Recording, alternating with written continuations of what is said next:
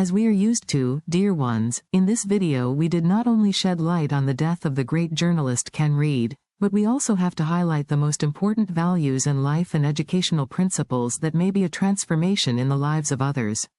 We will present some questions and responses by sailing and wandering inside the personality of the creative editor to reach the most important values that may have enabled many to change the course of their professional and practical lives to a better level. Ken Reid, the former political editor of UTV, has passed away. Mr. Reid, 69, reported on important moments in the peace process during nearly 3 decades of work on the screen. Who is Ken Reid? Mr. Reid was born in 1955 and grew up in North Belfast. He was married to Liz and was the father of 3 children, Gareth, Sarah and Sophie. He attended school at Methodist College, then studied at the University of Hull. When did he start his career? His long career in journalism began in newspapers, at the newsletter in the late 1970s and then as sports editor of the now-defunct Sunday News in the mid-1980s. He later became the newspaper's general editor. He was a keen supporter of Everton, local football club Cliftonville and rugby club Ballymena. What made Ken stand out as a journalist? Ken was a brilliant journalist.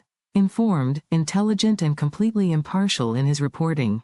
He had a front-row seat to some of the most important moments in modern history, perhaps most notably the signing of the Good Friday Agreement.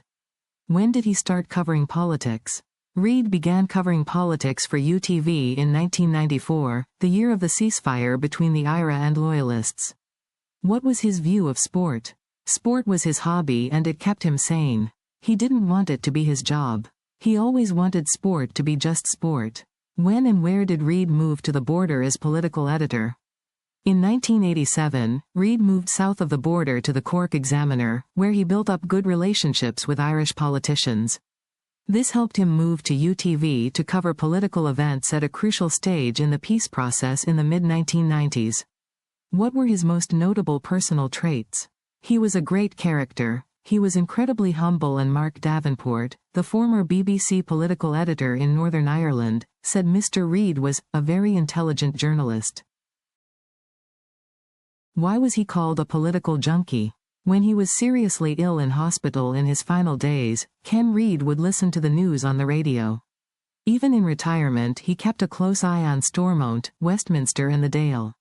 When I last visited Ken in hospital, he had just listened to a political debate on BBC Radio 5 Live. He kept it on in the background as we talked. Political debates were, in a sense, the soundtrack to his career. How much of a giant of local journalism was Ken Reid?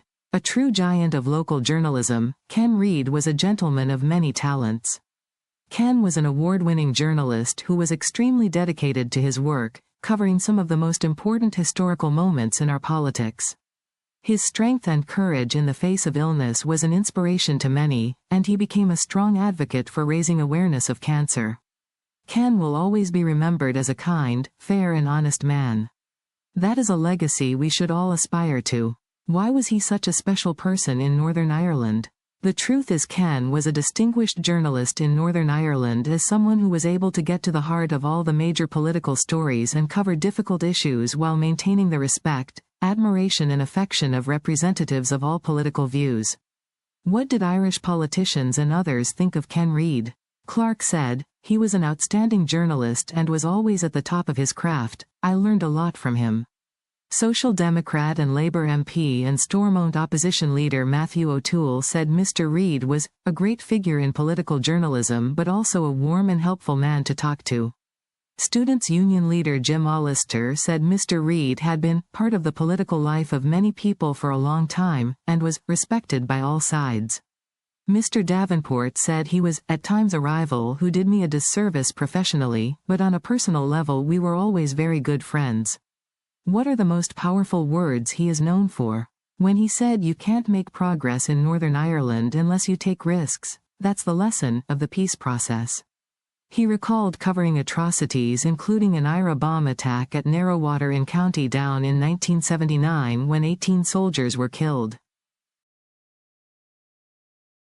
Here, my dear ones, after delving inside and outside the character of the distinguished journalist, we must summarize the most important values that we must learn and comprehend its details. Dedication to work, sincerity and humility may be the path to a higher professional level. To be a person of decency and compassion that gains the respect and trust of others. You must maintain the respect, admiration and affection of representatives of all opinions in the field in which you work. When you are the master of your craft, you are a role model. In the end, if you liked the video, I hope you support us by liking, commenting and subscribing to the channel.